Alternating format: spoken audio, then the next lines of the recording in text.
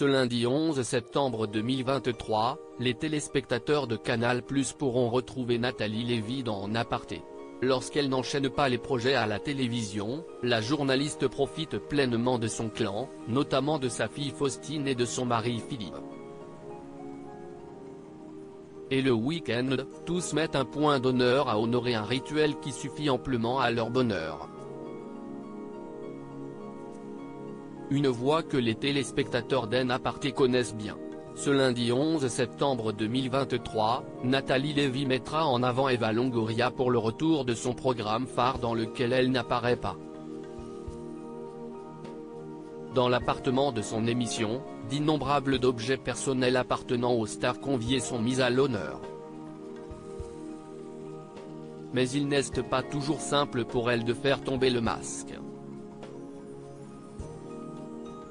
Il y a plusieurs choses. D'abord il y a les invités qui ne veulent pas tomber la cuirasse, a analysé la journaliste dans On refait la télé en mai dernier. Et de compléter, qui sont dans la posture, qui sont dans les éléments de langage. Donc ça si est déplaisant parce qu'on est typiquement dans un autre format où on a autre chose à offrir aux téléspectateurs. Lorsqu'elle n'est pas sur tous les fronts dans les médias, la présentatrice aime lever le pied entourée de sa famille qui inclut sa fille Faustine, 10 ans, et son mari Philippe. Auprès de nos confrères du JDD l'année passée, la principale intéressée avait glissé que le dimanche, chez eux, chacun vivait à son rythme.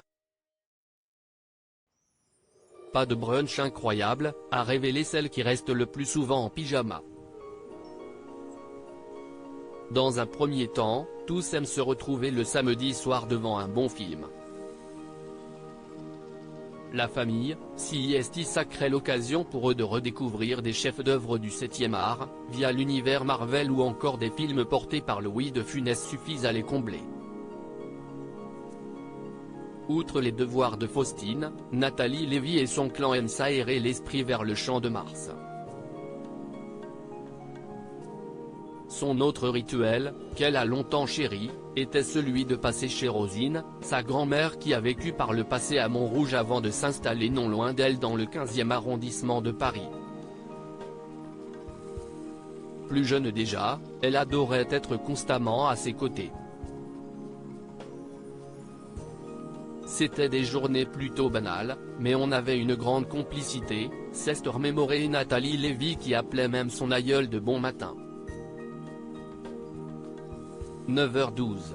J'ai besoin d'être rassurée, d'entendre la voix de mamie. L'angoisse montait d'un cran lorsque cette dernière ne décrochait pas. Ni une ni deux, la principale intéressée se rendait alors à son domicile, la boule au ventre. Il y en a eu tellement, des dimanches comme celui-ci, que j'aurais pu en raconter un autre, a indiqué Nathalie Lévy. Et d'ajouter, qu'il pleuve, vente ou neige, on prenait le goûter chez elle. Celle qui fut longtemps son pilier est malheureusement décédée en 2021 à l'âge de 99 ans.